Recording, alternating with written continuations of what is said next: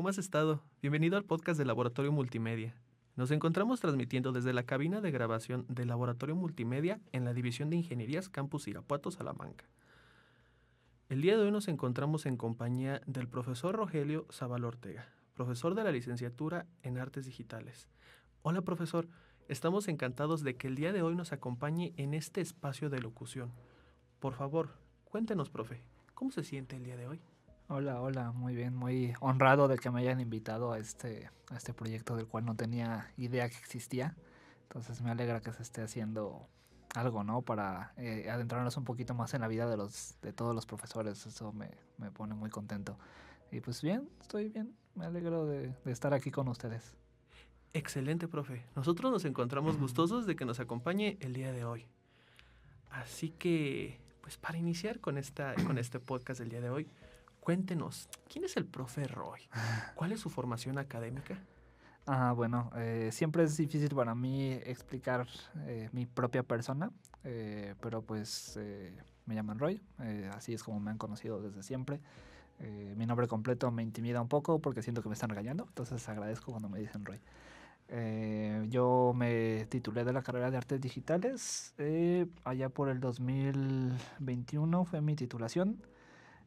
Soy apasionado al cine, soy apasionado a las historias, me encanta todo lo que tenga que ver con el horror, ya sea videojuegos, ya sean películas, ya sean libros, ya sean videos de fantasmas. Este, Desayuno, como y ceno terror desde que era niño. Entonces, pues eso es lo que mejor me ha definido y he tratado de enfocar mi carrera, mi formación en torno a eso, ya sea en cualquier disciplina, ¿no? Principalmente las historias. Creo que es lo que mejor me define. Muy bien. Ahora sobre estas definiciones, entiendo que estamos entendiendo que le gusta el horror, así que algún gusto personal así bien específico, sea de música libre, perdón, sea música, cine, libros o demás que diga, este es mi gusto, esto es lo que me encanta ver, esta película me encanta, este libro me encanta. Sí, fíjate, cuando hice mi tesis para titularme, mi tesis fue sobre el uso del lenguaje cinematográfico para analizar películas de terror. Me enfoqué en un director que a mí me fascina, que es Ari Aster, que tiene Hereditary y Midsommar. Pero fíjate, pasó algo muy chistoso. Me comprometí mucho a ese director y me enfoqué básicamente la mitad de mi tesis a él. Y fue hasta después de haber publicado mi tesis, haberme titulado, que encontré realmente el género que a mí me apasiona, el subgénero del found footage, que es grabaciones encontradas, donde, por ejemplo, el proyecto de la Bruja de Blair, todo ese tipo de ideas que han estado como populares desde que se popularizó la cámara en mano, allá por los 90s, finales de los 80s, principios de los 90s. Encontré mi amor a ese género, entonces encontré un nicho muy particular en el cine de terror japonés, específicamente por el cine de Koji Shiraishi, que hace puro found footage y son películas de bajo presupuesto, y creo que ese nicho es el que más me ha llamado y lo he tratado de diversificar, y me encanta ver videos de found footage, me encanta. Incluso encontré un libro, una antología de libros, no me acuerdo cómo se llama ahorita, creo que se llamaba Found, que comenzó en un proyecto de Kickstarter hace varios años.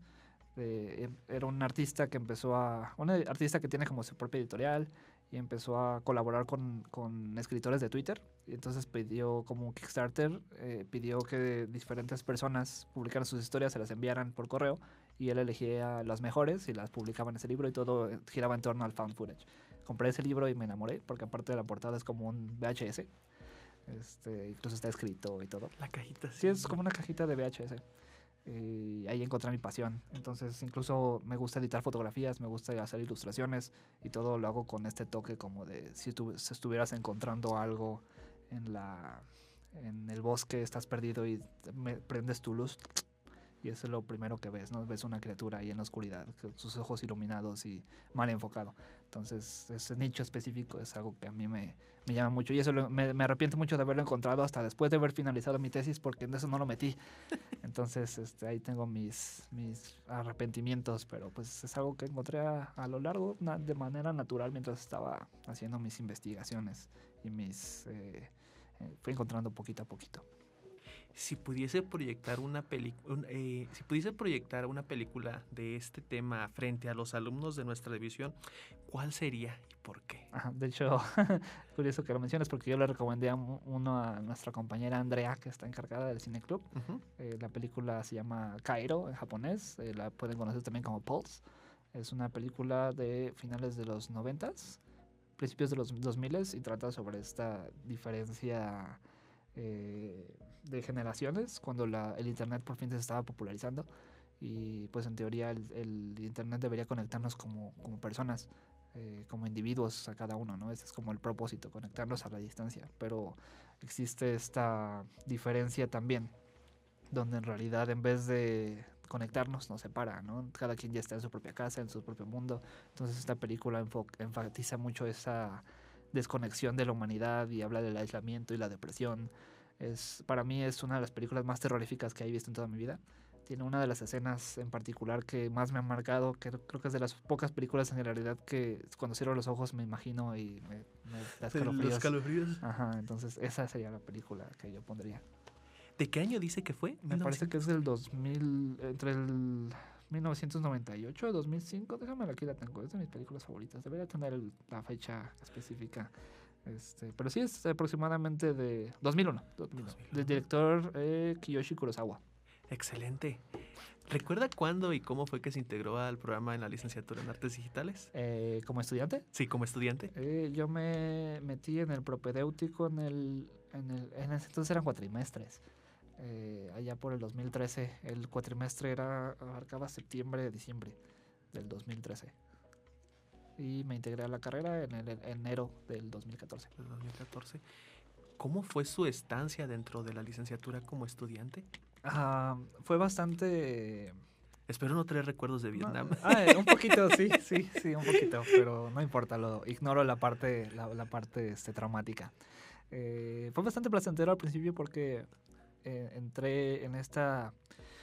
Yo recién encontré la carrera, o sea, yo me iba a meter a estudiar psicología por razones que no pienso mencionar aquí.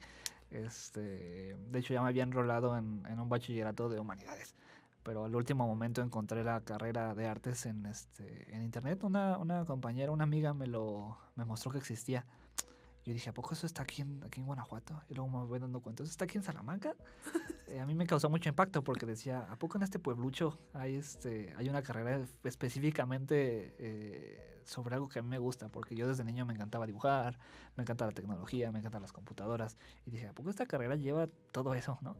Entonces vi el programa y me fue amor a primera vista, ¿no?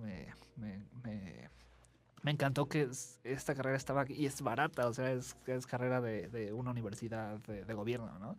Entonces dije, no, pues ya, ni modo, vamos a desechar mi plan A. Y entonces dije, no, pues sí.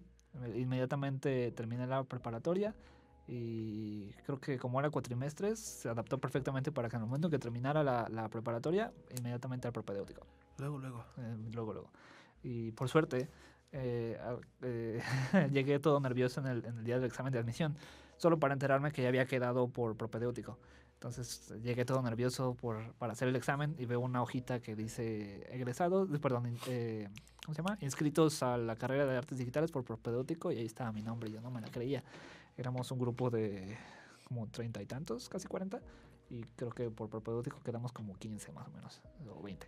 Entonces fue como de, ya, y todo el estrés se fue. Es como de, vaya, ahora nada más tengo que pasar ¿cómo era el Excoba? Ajá. El otro examen. Entonces, pero ya fue como, ya me quité el peso de encima más grande.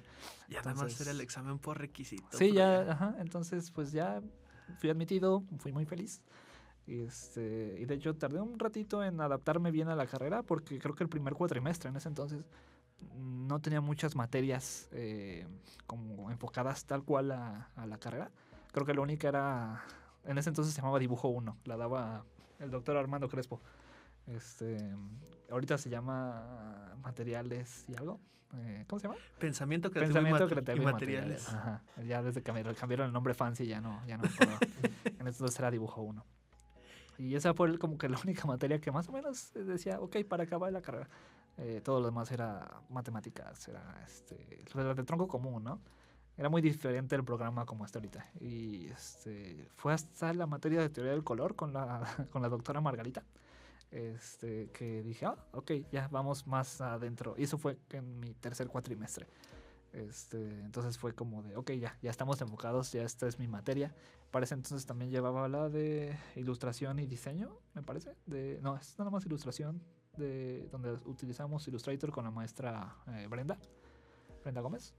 Y ok, ya empecé a adentrarme un poquito más en calor, decir, ok, ya estamos entrando en lo que es la carrera, ¿no? Ya me está emocionando.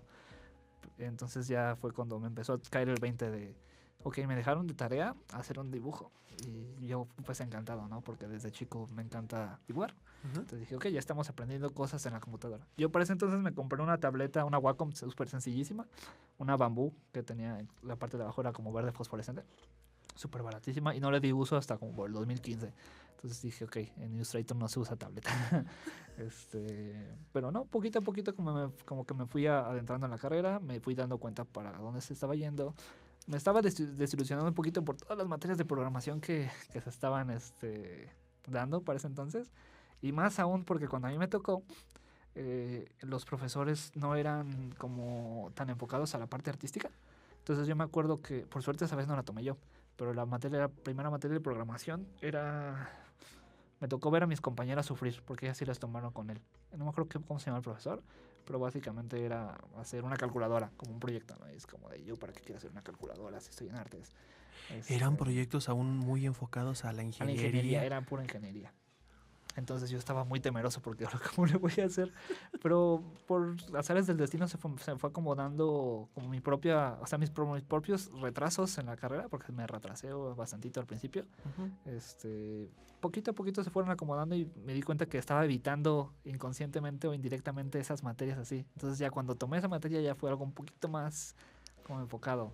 Ya los maestros estaban un poquito más se dieron cuenta que la carrera pues no iba para eso, ¿no? Iba para artes. Entonces fue cuando empezó, por ejemplo, el maestro Uriel, empezó el maestro Benjamín, y ya fue como de, ok, ya, mínimo estamos haciendo cosas artísticas con matemáticas, ¿no? Pero que nunca ha sido mi fuerte.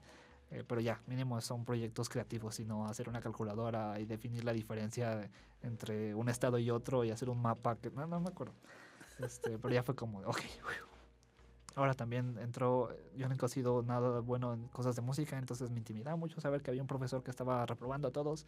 Y por suerte también nunca me tocó tomar una materia con ese profesor. Llegaron los profesores, se llamaban Maika y Sean, que eran unos maestros, creo que de Los Ángeles, que los trajo el profesor Thompson, me parece, el doctor Thompson. Y me tocó tomar las materias de audio con ellos dos, y enfocados al arte, enfocados a la creatividad. Y fue como, ok, parece que las cosas se están acomodando para mí. Hasta me sentí como con ese... Con ese gusto, sí, ¿no? De como complejo de protagonista, casi como las cosas se estaban acomodando para mí. Y ya, pues fue mi primer acercamiento real en el cual me di cuenta de lo que quería hacer en la carrera. Fue gracias al profesor Garcilita, que en paz descanse, en la materia de lenguaje audiovisual. Yo entré a la carrera, un poquito contexto, por cuestiones de ilustración, de dibujo, ya te había mencionado. Pero cuando me metí a la carrera, perdón, a la materia de lenguaje audiovisual con el profesor Garcilita, me enamoré inmediatamente del cine. Así como... Y mi panorama cambió. Fue su evento canónico. Fue mi evento canónico. Fue un giro de 180 grados. Fue la única materia de toda la carrera donde saqué un 11. Saqué mi 10 en el examen escrito con el proyecto y tenía un punto extra, no sé qué. Entonces me lo puso ahí el profesor, un 10.92, una cosa así. Entonces dije, mira, sí, soy bueno. Durante un tiempo el profesor Garcilita se volvió como mi mentor y significó mucho para mí. Me dio me dio el giro que no esperaba en la carrera. Y desde ahí empecé a agarrar el amor a todo esto. Y pues aquí estoy. Ahora me toca dar la materia la de apreciación cinematográfica. Y es como quiero rendirle honor a ese profesor, ¿no? Que tanto me marcó a mí. Entonces fue el giro que necesitaba para darme cuenta de dónde quería enfocarme. Entonces le debo mucho al profesor Garcilita, que pues ojalá donde esté escuchando. Y pues de ahí en adelante pues la carrera pues se volvió un poquito más tediosa. Ya al final, porque me estaba tardando mucho, me estaba retrasando mucho. Se hizo el efecto de bola de nieve donde dejaba una materia al principio y después ahora tenía lapsos de 6 horas libres y era como de, ay, ya no aguanto. Entonces al final sí fue un poquito tortuoso, pero ya fue como, el último empujón, ¿no? Ya el último. De hecho, por todo este tipo de materias de programación lo dejé hasta el último. Mi último semestre fue nada más la materia de geometría computacional. Literal, era el último semestre y era nada más con esa materia. Solo tomé esa materia en todo este semestre. Y lo aproveché también para irme escribiendo en las, ¿cómo se llaman? Prácticas profesionales. Ujú. Y dije, ok, ya mínimo puedo hacer esto y puedo estar trabajando en mi tesis. Lo tomé como de esa manera, ¿no? Para evitar también prolongar lo más posible La estadía. la estadía porque le tenía miedo al ámbito laboral, ¿no? Y pues así fue más o menos a grandes rasgos mi trayectoria en la carrera. Pequeño paréntesis, yo estoy igual, dejé las materias de programación para el final y el problema es como de, ahorita estoy llevando justamente dos, que es programación interactiva en primera oportunidad, pero llevo geometría computacional en tercera. Ujú. Así que estoy como con ahora sí como dicen por ahí, con el Jesús en la boca de, ay, no puedo aventar a la fregada 4 años, bueno, 4 años exactamente Sí, sí. de carrera. Entonces sí lo siento pesado.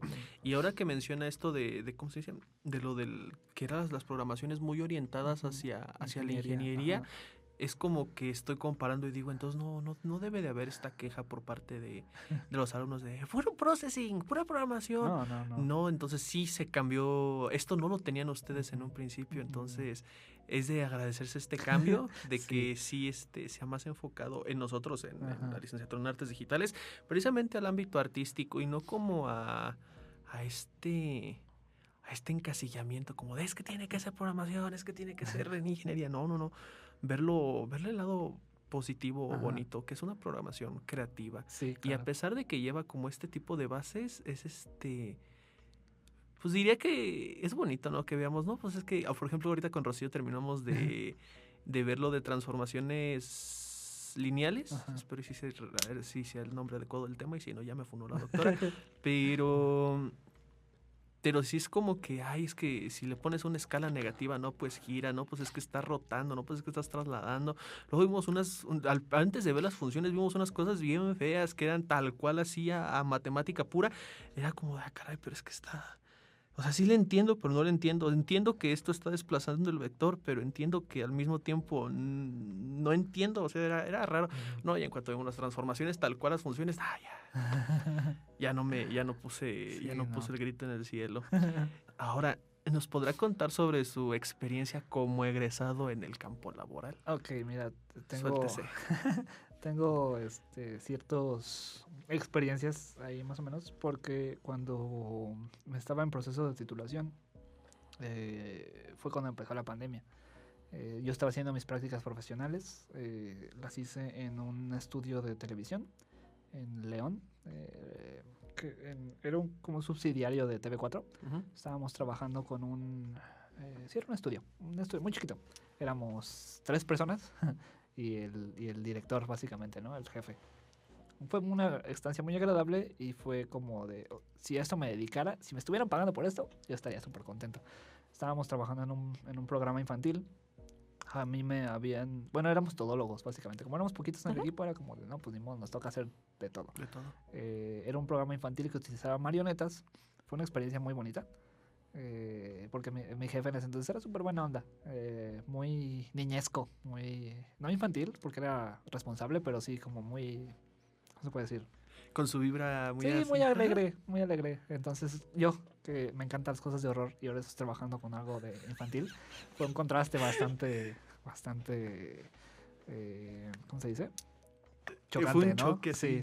Entonces, ahora ¿cómo lo voy a hacer, no? Entonces me gustaba mucho espantar a mi jefe, diciendo cosas como ponía de repente a los marionetas haciendo cosas para hacerlo enojar. Pero era muy bueno, entonces lo tomaba todo con humor. Pero yo decía, ¿cómo puedo meter un poquito de lo mío aquí? Entonces, como de repente me tocaba editar, me tocaba escribir algunos episodios. Eran episodios cortitos, como de 10 minutos. Y yo me acuerdo que me tocó escribir uno sobre el bullying. Y dije, ok, aquí me voy a soltar. Y De aquí soy.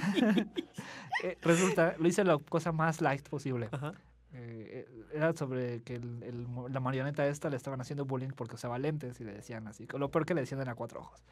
Y al parecer fue demasiado deprimente el episodio que escribí y me lo censuraron. Y fue muy gracioso ver el proyecto final. Es como de, que le quitaron todo el tono que tenía. Porque sí era un poquito oscuro, ¿no? Pero yo quería como decir, los niños no son tontos. No hay que minimizarlos y este tipo de problemáticas son cosas reales, ¿no? Y son cosas que quizás sí se tienen que tocar tantito con pinzas, pero que al final de cuentas tienen que tocar, no tienes que minimizar a tu audiencia. Claro que el programa era para niños de 3 a 6 años, ¿no? Entonces sí era como de apenas están entrando al kinder, empezando a la primaria, pero pues yo sentía que era importante meter conciencia ya como desde un principio, ¿no? Para que supieran a qué nos metemos y que hay que lidiar con esto de manera correcta, ¿no? Y hay que tocarlo de manera correcta. Entonces yo no me trataba de censurar tanto, pero dije, ok, vamos a minimizarlo porque al final de cuentas es un programa para niños. Pero pues fue bastante interesante ver cómo los proyectos van cambiando de forma, van modificándose, van evolucionando. Yo escribí como 4 o 5 episodios de 10 que fueron, o 10 o 13, no me acuerdo. Fue una experiencia bastante agradable. Yo dije, ok, estoy muy cómodo, esto me gusta mucho. Incluso nos tocaba hacer las voces de las marionetas o moverlas. Estábamos en una pantalla verde. Dato curioso, en una pantalla verde la que utilizábamos y usábamos ilustraciones hechas por nosotros y por otro equipo que bajaba los assets. Nos decía que las hacían ellos, pero al final bajaba los assets de ¿cómo se dicen? Sin derechos de autor. Dije, ok, nada más los acomodábamos, pero en fin. Nosotros nos echamos chamba de animar y animar los, no sé, que jugaba con una pelotita, pero como no una marioneta, pues no podía jugar con una pelota. Entonces, y la cosa aquí, el problema es que la marioneta tenía ojos verdes. Y el fondo para quienes han editado saben a lo que me refiero. Entonces siempre teníamos echarnos doble chamba porque tenemos que editarle los ojos al mono y ponemos no la improvisábamos y ponemos un cuadrito verde atrás para que ya cuando la pantalla verde estaba reemplazada le poníamos y seguía el movimiento de la cabeza del monito. Porque resulta que la marioneta estaba bien cara, que le costó como 4,000, 3,000 pesos a la persona. Entonces eran así como, pues, profesionales, ¿no? Sí. Entonces quitarle los ojos era destruirla, básicamente. Entonces, como no, queda completamente desplazada la idea de reemplazarle los ojos. Entonces, ¿por qué se los pondrían así desde un principio? Yo creo que no había pensado tal cual que iba a ser un problema con pantalla verde. No sé. El chiste es que pues fue una experiencia interesante porque pues, nos tocó estar de todólogos, ¿no? Y siento que eso se adapta un poquito porque pues la carrera de artes pues es como es muy, ¿cómo se puede decir? Como un popurrí de temas, ¿no? Entonces pues ahí fue como de, ok, todo esto me sirve, ¿no? Todo lo que es animación, ilustración, audio, incluso grabación, utilización de cámaras, postproducción. Entonces dije, pues sí le hacía todo esto, ¿no? Quizá unas cosas más que otras, pero todo eso le doy provecho. Entonces esa fue como de, ok, si termino mis prácticas me gustaría trabajar aquí. Pero para ese momento llegó, ¡pum!, 2020 y mi estancia en León se tuvo que reducir porque ya nos dio un comunicado de la universidad de que ya no se podía, que si estaban haciendo cosas pues suspendían las clases presenciales, ¿no? Y era como fue pues inicios de pandemia. Sí, justo cuando empezó. Eso creo que fue como por marzo, abril. Sí, justamente. Mi estancia iba a ser de 3 meses, más o menos. Se redujo a 1 mes y el resto del proyecto pues lo tuve que hacer a distancia. Todo iba como en subidita, como con mi confianza, con lo que estaba haciendo. Ya estábamos viendo como estudios de televisión, estábamos como que yo me sentía como de, aquí soy, ¿no? Ya, por fin. Y ¡pum!, pandemia. Y ni modo a regresarme, a continuar con la tesis porque todavía no la terminaba. Y pues ni modo, a ver qué seguía. Yo tenía la esperanza de meterme a ese estudio a trabajar ya como tal, pero pues las cosas como que se asentaron mal, se enfriaron las cosas, como ya la confianza ya no está ahí. Y dije, ok, ¿ahora qué voy a hacer? Y fue cuando empecé a hacer proyectos freelance, donde me encargaban, bueno, yo me dedico a ilustrar, a pintar digitalmente, de hecho yo doy una materia de eso. Y todo eso dije, ok, bueno, ¿cómo puedo generar dinero, generar portafolio a la distancia, ¿no? Y fue cuando me empecé a promocionar y dije, ok, voy a hacer ilustraciones. Entonces me encargaban retratos, me encargaban fanarts, y lo mejor que me encargaron ahí, muchas gracias a mi amigo Gabriel, Gabriel Luco, que me encargó, él se acababa de cambiar a un departamento nuevo, primera vez que él se cambiaba, y me dijo, te tengo un proyecto. Y dije, ok, no me había dicho hasta ese entonces qué era. y ven, necesito que vayas a mi departamento. Y lo primero que hace es mostrarme sus paredes y me dice, ¿notas algo? Y yo como, pues no. Y me dice, exacto, no tiene nada. Están vacías. Están vacías. Y me contó que él estaba muy adentro de una idea, de una filosofía que se llama el Dokodo. Dokodo es una filosofía samurái instaurada por un samurái real que se llamaba Musashi Miyamoto, de cual incluso hay un manga, porque era un samurái renegado que, bueno, contexto, los samuráis tenían este código de honor en el cual si perdían una guerra pero sobrevivían se tenían que suicidar.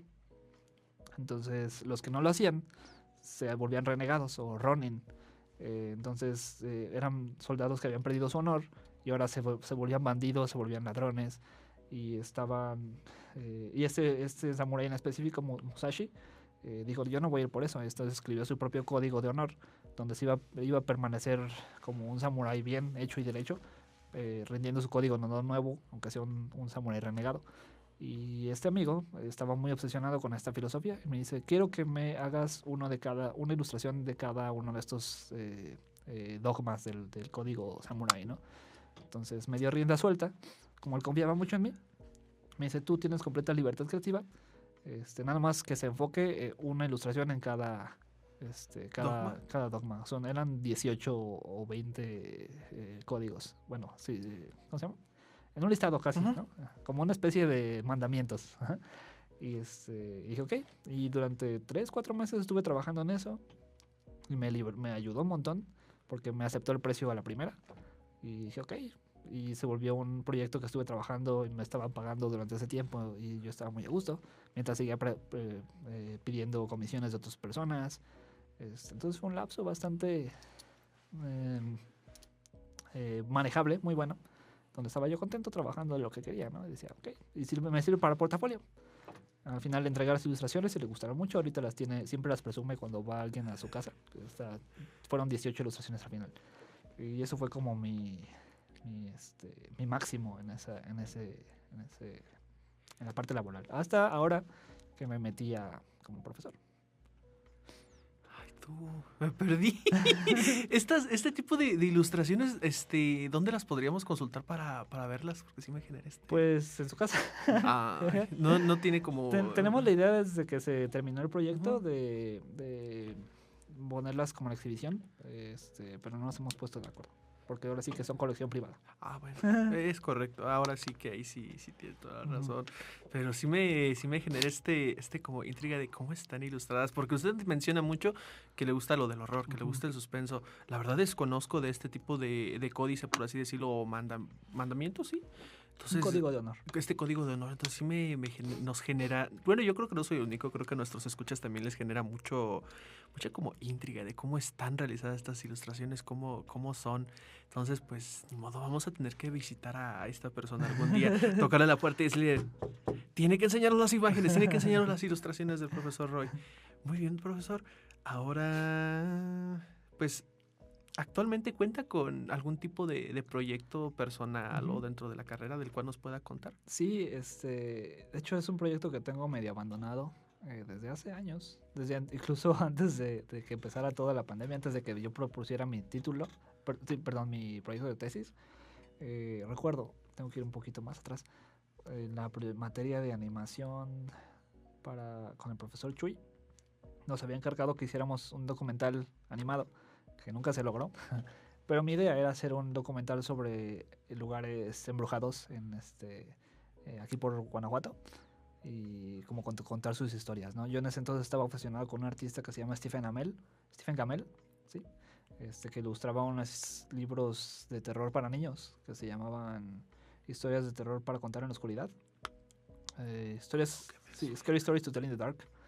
Son una recopilación de historias clásicas de terror muy sencillas como para contar en la fogata. De hecho, los libros te cuentan las historias con indicaciones para la persona que está narrando, así como en este momento te acercas a la persona que está al lado de ti y le gritas la parte que sigue, ¿no? Y las ilustraciones son tenebrosas, son espantosas, son ilustraciones que atemorizaban a los niños en su infancia, me refiero a los años 80 más o menos, en acuarelas, horrorosas, espantosas, que eran para niños. Y yo me obsesioné con ese artista porque decía, ok, está increíble. Y dije, vamos a hacer algo con ese estilo. Total, nunca se hizo, pero me quedé con la idea. Entonces dije, ¿cómo puedo traducir esta idea que quería llevar a cabo y ahora hacerla mía? Entonces encontré la magia del fotomontaje. Y dije, ok, ¿qué podemos hacer con eso? Y durante un tiempo estuve recopilando como historias de terror de la gente, pero no alcancé a juntar las suficientes, nada más tenía como 4. Y decía, quiero ilustrar estas historias que me están contando y quiero recopilarlas en un libro. Mi plan es, pues, a la larga, hacer ese libro de verdad y imprimirlo y venderlo. Con historias, yo me quería enfocar puras historias de Guanajuato, como leyendas o, no leyendas, historias personales de la gente, ¿no? De que hoy yo fui a la casa de mi abuelita y había una sombra que estaba por allí. Recuerdo un amigo, se llama Martín, él fue el que me inspiró a hacer esto porque me había contado, esto ya estaba viendo historias de terror, pero bueno, me había contado que básicamente encontró en un viaje, que estaba haciendo un documental aquí de la carrera, no es cierto, para el GIF, que era El Guardián, me parece, que se fueron a grabar en Rincón de Parangueo y se fueron a acampar. Y me contó esta historia de que en la noche escuchaban aullidos de perros y y que detrás de todos estos aullidos de perros se escuchó un rugido así, como que sobrepasaba todos los demás sonidos de todos los perros y los cayó a todos, y que lo sentían muy cerca. Y que se enteró que estaba esta leyenda le decían, ¿cómo dijo? El peludo, que básicamente era un hombre lobo de acá de Guanajuato. Ajá. Entonces yo me quedé así como de... No tenía razones para dudar lo que me estaba contando, de por qué me estaría mintiendo de esto, ¿no? Y todos estaban de acuerdo, todos los del equipo. Entonces yo me quedé así como de, oh, wow. Y esa fue la historia que me inspiró a hacer esto, porque esa historia todavía me pone la piel chinita, ¿no? O sea, me encantan este tipo de historias. Y dije, quiero hacer esto. Pero pues no he recopilar las suficientes cantidad de historias. Y de hecho, eso es como un proyecto que tengo ahí medio dormido desde ese entonces, que quiero revivir. Y ahorita que estamos en Spooky Season, que es octubre, noviembre, otoño, que los espíritus nos vienen a visitar. Entonces digo, quizá ahora que tengo un poquito más de voz aquí en la carrera, puedo agarrar historias de más personas, ¿no? Igual se sigue llevando a cabo este proyecto. Entonces tengo ese. Y ya, creación de portafolio general, seguir ilustrando, seguir tomando comisiones o seguir aquí. Entonces ese es como mi proyecto. Ay, no, sí me da miedo. O sea, narrarla pues como quiera y hay quienes te puedan escuchar cómo la cuentas y demás y me da igual. Uh-huh. Pero si te pones en el papel de las personas que estuvieron ahí, el escuchar así de la nada este tipo de ruidos, no, sí. Sí, cuando a uno en casa, por ejemplo, que dicen, ay, es que me jalaron la silla o hicieron ruido con la silla o esto y lo otro, se siente el miedo, no me puedo imaginar estos compañeros de usted que sintieron, no, sí. Algo muy, muy, muy pesado. Uh-huh. Sí, pero... entonces, bueno, retomando, por ejemplo, ya ves que te digo que me encanta el found footage. Uh-huh. Dijo, me encantaría hacer más que ilustraciones, como fotomontajes, como básicamente hacer historias reales y que la foto sea una representación como de lo que me están contando y hacerlo lo más fiel posible. No sé si con disclaimer o no de que las fotos son falsas, pero pero pues ahí no. Pero para que ese proyecto. Ajá. Sí, entonces es como el que tengo ya intentando revivirlo. Muchísimas gracias por compartirnos sobre su proyecto personal en este caso. Ojalá y sí se lograse. No importa el tiempo, se toma 1, 3, 5, 7 años. No importa. Al final es verlo materializado. Ajá. Y que las personas, pues ahora sí que estén, ¿cómo se podría decir? Que las personas que lo vean el libro que piensa realizar, las ilustraciones y demás, vean esa parte plasmada de usted y de la licenciatura y de todos los que colaboran en un proyecto ya materializado. Porque sí, cuando... El caso, por ejemplo, de este podcast es uno, porque decíamos, no, pues es que sí lo queremos hacer, pero no sabemos cómo empezar con ello, qué podemos traer de novedad al podcast. Y este acercamiento a los profesores, créeme que es como que algo... que no se ve muy común, no es muy común que se realice, y el hecho de que lo estemos realizando y demás y que contemos con su apoyo y participación de ustedes, pues es como que algo bien, bien top, porque normalmente pues uno conoce al profesor del aula, pero de ahí en más, ¿qué hay de su vida? Así que agradecemos mucho, yo personalmente, que nos cuente de esto. Detrás de todo existe un porqué de las cosas, y en este caso, profesor, ¿qué fue lo que lo motivó a unirse y formar parte como docente en la licenciatura en Artes Digitales? No se vale decir que por detrás del taco, porque yo también una vez lo dije y no se vale. Debe de haber un porqué, una razón. Sí, hay una razón muy específica, de hecho. Para eso necesito un poquito de contexto, ¿sí puedo? Sí. Ok.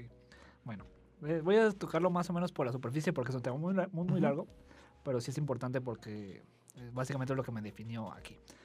El año pasado, cuando estaba haciendo yo este proyecto con mi amigo, terminó, entonces me sentía como, ok, ¿ahora qué? ¿No? Ya no tenía mi flujo de ingresos que tenía en ese momento. Dije, necesito dinero. Y en ese entonces yo estaba con unas situaciones familiares que ya no me sentía a gusto. Entonces dije, necesito irme de aquí. Y se me presentó una oportunidad bastante ajena a mi vida normal, en la cual me ofrecieron irme a Baja California Sur, a Cabo San Lucas, para vivir, para trabajar. Pero aquí está el asunto. No tiene nada que ver con la carrera, no tiene nada que ver con mi contexto de vida, jamás en la vida, era completamente ajeno. No muchos lo saben, solo como que lo saben unos cuantos amigos de aquí, pero yo trabajé en un santuario animal, con animales, durante casi un año, estuve viviendo allá, trabajaba como guía turista, básicamente, con, con animales. Entonces me tocaba dar información sobre los animales, tuve un lapso en donde incluso los entrenaba, me tocaba entretener a las personas, dar tours. Y durante mucho tiempo me estuve no acoplando porque decía, ¿qué diablos estoy haciendo aquí? ¿Por qué, ¿por qué estoy aquí, no? Pero pues estaba como, que ya estoy acá, ya me pagué mi vuelo, ya me pagué, le debía dinero a una amiga en ese entonces porque me ayudó a moverme para allá, porque ella vivía allá. Entonces dije, no puedo escaparme de aquí, necesito mínimo justificar el dinero que gasté, ¿no? Dije, ni modo, me adapto. Entonces durante un tiempo estuve muy negado a eso porque decía de nuevo, ¿qué estoy haciendo aquí? No tiene nada que ver con lo que estoy haciendo. Eran situaciones que me humilizaron, me dejaron darme cuenta de la burbuja en la que vivía. Me tocó conocer muchas personas de distintos contextos, tanto sociales, familiares, contextos de políticos, contextos de todo tipo. Muchas pobrezas, muchas carencias. La situación allá está horrible en situaciones de el agua, de la gentrificación, temas que no me voy a meter. Pero pues me rompió mi burbuja de privilegio, ¿no? De todo lo que he vivido, todas las facilidades que he tenido. Entonces fue como de, ok, ahora sí tengo que valer por mí mismo, tengo que darme cuenta que hay personas que con el mismo sueldo que yo tenía ahí tienen que mantener una familia, ¿no? Entonces me tocó conocer un montón de cosas, desde gente muy buena hasta gente imbécil, que es otra historia por completo. Llegó un tiempo en el que dije, ok, ya estoy aquí, ya me la voy a creer. No puedo irme de aquí hasta pasado cierto tiempo porque tenía un contrato de departamento. Pero, y fue cuando me estaba yendo bien de dinero, ya me estaba empezando como a adaptar. Y dije, es divertido esto, o sea, estoy trabajando con animales, me encantaban, extraño a mis aves, en unas guacamayas como de 40, 50 centímetros grandotas, preciosas, malhumoradas, me llevé mis buenas mordidas, rasguños, arañazos, nos tocaba lidiar con serpientes, porque era en medio del desierto, o sea, además de la situación económica y de humilización, era el clima, porque estábamos literalmente en medio del desierto. Pero, ahí a lo que voy, de todo es de tu pregunta original. En febrero, tuve unas situaciones personales que no pienso contar aquí, que me hicieron darme cuenta que ya no estaba a gusto allá. Y el plan era regresarme para acá en septiembre, o sea, en lo que se acababa mi contrato, o sea, en septiembre de este año. Pero yo ya no aguantaba, yo ya decía, ya no me siento a gusto aquí. Ya sentí esa desesperación. Sí, ya estaba desesperado porque ya de nuevo esa como de, necesito hacer algo mío, ¿no? Ya no me sentía de nuevo a gusto por todas estas situaciones, ya no estaba cómodo en donde estaba. La gente allá era era explotador, era un ambiente explotador. Me llevaba cargando muertes de muchos animales. Me quedé, ese tipo de cosas para allá ya es como muy normal, ¿no? Pero yo que no estaba acostumbrado, pues me pesaba ver la muerte de tantos animales, ¿no? Desde chiquitos hasta grandes, desde cuyos a pajaritos a un cocodrilo, camellos, un montón de cosas. Entonces yo me cargaba mucho en peso emocional porque me dejaron como encargado durante una temporada. Entonces me tocaba cuidar a todos los animales, me tocaba darles de comer a todos los animales. Hubo una vez que me quedé yo solo porque era mucha rotación de personal y hubo una temporada donde un día estaba yo solo en toda el área.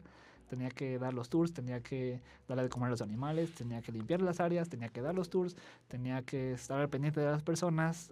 En un día estaba yo solo, completamente solo. Y, total, bueno, en fin, fue muy pesado y fue cuando me di cuenta que ya no podía. Tuve un altercado con un mono, un monito ardilla chiquitito, muy bonito el monito mono, pero muy corajudo, que es historia aparte. Pero fue cuando me di cuenta que ya no podía exponerme, estaba corriendo mucho riesgo, tanto de salud, física como mental, y dije, no, ya no estoy a gusto. Y entonces llegó febrero y estaba iniciando el día. Mi día comenzaba ya a las 9 de la mañana, aunque ya tenemos que tener todo preparado. Entonces empezaba desde las 8, pero a las 9 como comenzaba bien el día. En ese lapso entre las 8 y las 9 voy viendo Facebook y me voy enterando que acababa de fallecer el profesor Garcilita. Fue cuando me pegó muchísimo. Entonces apenas estaba iniciando el día y yo me descompuse en ese momento. O sea, el profesor Garcilita, como ya te había comentado, fue alguien que causó mucho impacto en mi vida, ¿no? Me cambió el rumbo de la carrera y mis pasiones empezaron a partir de ahí, ¿no? Entonces me pegó muy duro su fallecimiento. Y en ese entonces básicamente se movió el tapete. Fue como de repente ya no me sentía para nada bien ahí. Decía, ¿qué estoy haciendo aquí? Necesito volver a lo que yo hago, ¿no? Y ya decía, no, ya no puedo más, ya necesito regresarme. Y durante todo ese día tuve que pedirle permiso a mi jefe para que era su día de descanso. Entonces dije, oye, no voy a poder hoy. Necesito que alguien me cubra. Entonces ya llegó él y yo estuve todo el día tratando de no demostrar estas emociones con la gente, ¿no? Porque se supone que ahí lo que ibas era para hacer a la gente feliz. ¿Cómo va a ser la gente feliz si estás todo destrozado, ¿no? Y fue cuando me di cuenta, no, ya, necesito irme de aquí. Y en eso, por esas fechas, me llama el doctor Víctor Espino, ofreciéndome una oportunidad de maestro, pero en ese entonces, o sea, en ese lapso de semestre. Me dijo, te puedes adaptar, si quieres te damos una clase de 6 a 8, aunque sea en línea, ¿no? Pero le dije, no, yo llego a las 7 a mi casa, y aparte de diferencia de horario, entonces no podía, simplemente no podía. Pero le dije, ok, si me aguanta el semestre que viene, sí. Porque yo decía, no, ya necesito irme de aquí. Todavía estuve ahí 2 meses, me regresé acá en mayo, a finales de mayo. Entonces fue como, ya aguanta, estaba contando los días, como ya. Y ya el profesor Espino me había dicho, sí, básicamente te estamos guardando tu lugar. Recuerdo que ya me había dicho él de 2 materias. Y un momento me mandó un mensaje y me dice, quiero hablar contigo. Y yo estaba como, ay, ¿son malas noticias o qué? Y no, todo lo contrario, nada más dame un lapso para que te pueda llamar.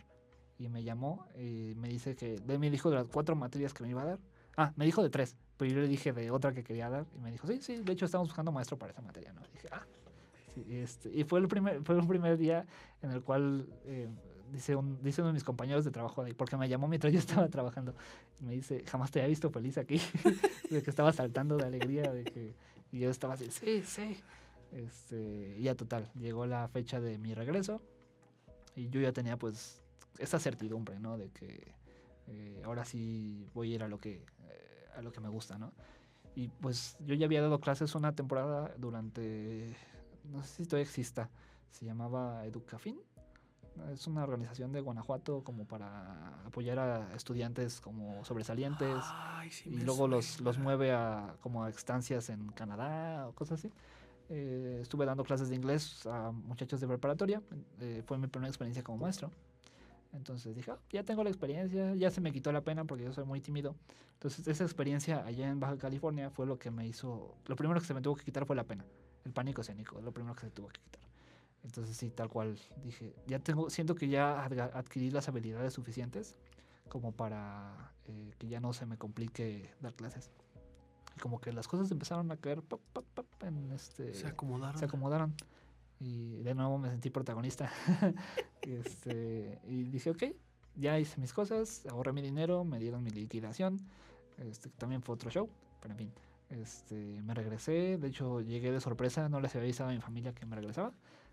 Para ellos yo también me regresaba en septiembre, entonces me regresé en mayo y ya les caí de sorpresa y les dije, no, pues ya, ya tengo cierta certeza y de que, nada más aguántenme tantito porque pues son todavía 2 meses en lo que empieza clases. Entonces dije, ¿sabes qué? Ya me llevé mi friega de trabajo explotador. Ya me llevé mis buenas mordidas. Llegué todo demacrado por el calor, por el cansancio. Estaba todo estresado. Voy a tomar este lapso para Respirar, tomar un respiro. y estaba tan feliz de que dije, de nuevo las comodidades, de nuevo la certidumbre. Ya no tenía que soportar a gente, ya no tenía que aguantar mordidas. Aquí me llevé mis buenas cicatrices todavía. Pelearse con monos. Sí, pelearme con monos, con cocodrilos también. Pero es otra historia también. En fin, ya, total. Se me presentó la oportunidad y como que todavía no me caía el 20 de que, oye, voy a tener que dar clases. Y dije, ¿cómo lo iba a hacer? Entonces fue como un lapso en el que me estuve preparando mentalmente. Dije, ok, vamos a armar el plan, vamos a ver qué materiales voy a dar de verdad. Y es como de, uy, ok. Es intimidante porque pues es nuevo, ¿no? Y me toca dar clases a 3 diferentes, ¿cómo se dice? Generaciones. No, grupos, son varios grupos, son 5 grupos. Entonces le doy a los de primero, son los de primer ingreso, ¿no? Es un reto por sí mismo. A los que están como a mitad de la carrera y a los que están casi por salir, entonces me toca conocer como contextos de todas las generaciones que están ahorita presentes en la carrera. Entonces es toda una experiencia como de aprendizaje, ¿no? Y se nota muchísimo la diferencia de generaciones. Incluso desde los de primero, los de ahorita, los de allá, se siente como que unos están más relajados, otros todavía se sienten como que están en prepa, otros ya están como más centrados y otros están como todavía medio perdidos. Pero pues es como, ok, es otra experiencia para aprender y estoy bastante a gusto. Espero, quiero pensar que sí es como esta reciprocidad de respeto, ¿no? Es lo que quiero como fomentar, porque también quiero hacer justicia a los maestros que dan esas materias, porque el profesor Espino me cedió casi de última hora la materia de apreciación cinematográfica, que yo amo el cine, ¿no? Entonces dije, oye, porque esa sí me la cedió como al último momento, ¿no? Él la iba a dar originalmente, pero en una junta que tuve con él me dijo, pues estoy muy ocupado porque ahorita con mis responsabilidades de como rector, pues ya casi no tengo el tiempo. Y dije, ok, sí, dámela. Y dije, sí, me apreté la soga al cuello un poquito más. Pero me siento muy contento dando clases. Siento que siempre tuve como esa facilidad de comunicar y siempre tuve ese gusto de compartir conocimiento. Entonces es como que me estoy enfocando en dar eso, ¿no? Aunque me cueste tantito, porque sí es intimidante, pero es bastante gratificante ver cuando realmente están aprendiendo las cosas, que lo están aplicando, y pues siempre me siento orgulloso de ver cuando alguien me muestra su trabajo con orgullo, ¿no? Y digo, wow, sí, hay mucho talento aquí. Sí, y ajá. Ay, vaya. Siempre cuando alguien se lleva esa parte de conocimiento que es transmitido y se nota el reflejo y demás, es como que una sensación bien, bien gratificante, como que, ay, como no sé, me supongo que siente como esa sensación de orgullo, de felicidad de lo que están presentando sus alumnos. Sí. Muy bien, profesor, muchas gracias. Y ahora una de las preguntas más pesadas de este podcast o de esta entrevista. ¿Cuál es su consejo para los estudiantes que están considerando ingresar a la licenciatura en Artes Digitales? Bueno, sí está buena la pregunta. Primero que nada, y uno de los consejos que a mí me dieron al entrar a la carrera, un profesor que ya no está desde hace años, no sé qué pasó con él, nos dijo, y se me quedó muy grabado desde entonces, aquí no vas a salir como artista. Aquí vas a salir como licenciado en artes digitales y hay una diferencia muy muy grande. ¿Por qué? Porque el título de artista te lo ganas tú. Entonces siempre siento que hay como esta preconcepción errónea de los alumnos, al menos yo la tenía hasta que me dijeron eso y fue como que un switch cambió, ¿no? Lo artista no te lo da la carrera, lo artista te lo ganas tú por tu propio trabajo. Ajá. Entonces no puedes esperar eso y decir, ya soy artista. Porque también personalmente me cae medio gordo cuando las personas ya se dicen que tienen el título, que se dicen su título cuando todavía están cursando las cosas, ¿no? Como de, ya soy ingeniero. Y es como, no, todavía no titulas de la licenciatura en ingenierías. Igual, ya soy artista. No, estás cursando la carrera de artes. Lo artista te lo ganas tú con tu esfuerzo, ¿no? Entonces ese es un consejo, ¿no? Primero, crearte tus expectativas. Tú vas a aprender a diferentes ramas y también hay que estar consciente de que es multidisciplinaria, ¿no? Entonces, no sé qué tan contraproducente sea decirlo, pero es como Yo recuerdo mucho ese consejo también, lo decía un amigo, decía, es que no tiene sentido en español, no suena tan bien, pero es Jack of all trades is a master of none, que es alguien que le sabe a todas, no es bueno en nada.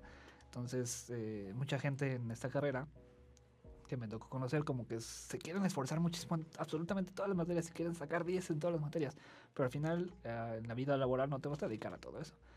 Yo recomendaría que fueran como mentalizando de...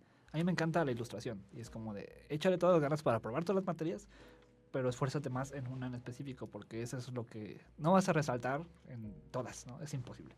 Y solamente te vas a estar quebrando la cabeza por resaltar en todas. Quizá por una beca pues lo convenga, ¿no?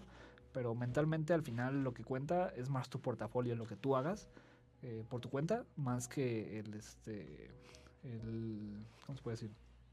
Más que tu propia como carrera, o sea, sí, vas a llevar la carrera, vas a llevar todas estas materias, pero lo que tú hagas en esa carrera es lo que cuenta, o sea, incluso si tienes que tomar como cursos extra, que por ejemplo, pues es una carrera muy buena, pero es muy ramificada, ¿no? Entonces hay cosas que simplemente por cuestiones organizacionales no se va a poder, como por ejemplo de todo lo que es tema 3D requiere un montón de más de cosas, ¿no? Hay materias que deberían ser una materia específica que es un solo tema en la materia, ¿no? Entonces hay que irse mentalizado con eso y si realmente te interesa, necesitas como echarle como tu propia iniciativa. Entonces como para estar mentalizado de que tú no tienes que ser bueno en todo. Sino, o sea, sí continuar con tus materias y demás, pero como dicen, no querer ser el mejor en todo, Ajá, sino enfocarte en sí. un punto en Ujú. específico y ahí darle con todo. Sí. Oh, muy bien, muchas gracias, profesor. Ay, iba a decir doctor. Profesor, ahora Quizá. vamos, en un futuro vamos a ser doctores, va a ver. Ahora, ¿cuál es el consejo motivacional para los que ya se encuentran cursando la carrera? Pues quizás esté también relacionado con lo que acabo de decir. O sea, Ujú. sigue echándole ganas a todas las materias que estás cursando, pero encuentra tu pasión, ¿no? O sea, no hay nada mejor que una persona que tiene pasión por lo que hace. Y es muy diferente que seas bueno en lo que haces a que realmente le tengas amor a lo que estás haciendo, ¿no? Entonces, yo diría que te enfocaras en eso, algo que te mueve. Yo recuerdo que cuando me di cuenta de lo que me gustaba, tuve que hacer un poco de introspección. Introspección es otro consejo. Sobre lo que siempre te ha gustado a ti. Eh, Hay una especie de preconcepción errónea también sobre la adultez, ¿no? Que al menos nosotros los millennials tenemos esta idea de que cuando eres adulto todo se amarga y ya no puedes disfrutar las cosas que antes te hacían feliz. Ahorita ya no está tanto eso, pero en mi generación sí era muy... Veíamos a nuestros papás, que son la generación X, y luego los boomers, y vemos esta especie de adultez ficticia, donde todo es aburrido y todo es gris y todo es, ya no te puedes divertir. Y yo tenía como esa idea de cuando crezca todo se va a hacer gris, ¿no? Entonces tuve que hacer un poquito de introspección, recordar lo que me apasiona de niño y comúnmente eso que te apasiona de niño te va a seguir apasionando ahorita. Simplemente hay que volver a estar en contacto con ese tú que era feliz en ese entonces, ¿no? Entonces yo hice eso. Dije, ¿qué me hacía feliz de niño? Yo, como dibujar, ver películas. Entonces, ¿cómo puedo aplicar eso aquí? Y es como, ahí gracias a eso empecé a encontrar mi pasión. Y gracias a eso, pues estoy yo ahorita donde estoy. Entonces es como, encuentra tu pasión, ¿no? Sí, de hecho le ganas a toda la carrera porque pues tienes que probarlas, ¿no? Sí. Pero encuentra tu pasión, ¿no? Es como, haz introspección, ayúdate a ti mismo, qué te hacía feliz antes, posiblemente eso que te hacía feliz antes te sigue haciendo feliz ahorita, simplemente hay que volver a estar en contacto Con esa parte esa que parte. dejaste, que se, bueno, digo, se quedó como abandonado o Ajá. algo así. Creo que es algo muy común que sucede, que hay veces que no miramos hacia el pasado, porque al final de ahí uno aprende muchas cosas, Ujú. vaya. Desde lo típico que son los errores a no volver a cometerlos, como lo menciona usted, el ver qué es lo que realmente te apasiona Ujú. y tomar esa pasión barra motivación como un combustible para poder Ujú. continuar con la carrera. Sí. Muy bien. Ahora, la pregunta final de esta entrevista. En su opinión, ¿cuál es la perspectiva a futuro de las artes digitales o cómo ve la evolución de esta disciplina en 5 años? No le digo ni 10 ni 15, no, en 5 Sí, años. sí, sí. De hecho, ya te había mencionado al principio, ya ha cambiado muchísimo. Desde que yo entré en el 2014. Entonces, sí ha habido una evolución, incluso mientras yo mismo estaba en la carrera, de que te digo que me empezó a coincidir que empezaban a enfocarse más, ¿no? Yo siento que vamos muy bien, ya está el nuevo edificio, que yo al principio pensé que iba a ser solo de artes, porque eso nos decían. Pero en fin, multidisciplinario el edificio, ¿no? Entonces ya he visto mucho crecimiento. Los alumnos también los veo más centrados.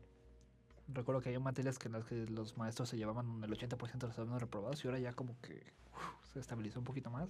He visto, a menos en mi consideración, más mentalización hacia algo y he visto mucho talento. He visto ya que tienen otra mentalidad, pues, o sea, ya con miedo de sonar yo bien viejo ya, como de otra generación, pero sí he visto ya como cambios más enfocados, más dinámicos, más... Entonces yo siento que es como algo sistemático, ¿no?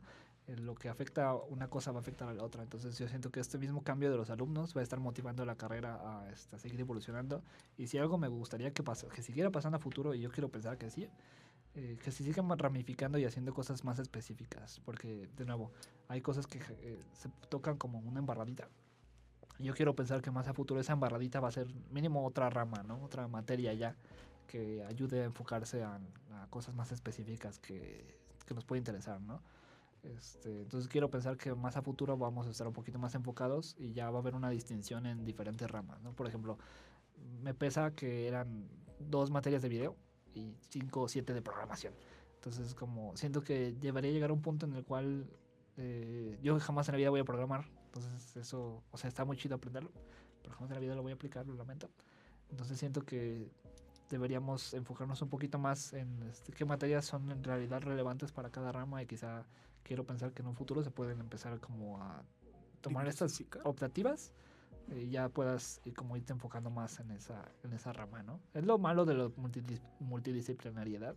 O sea, está chido aprender de todo, pero pues inevitablemente vas a estar aprendiendo cosas que quizá jamás en la vida vayas a aplicar, ¿no?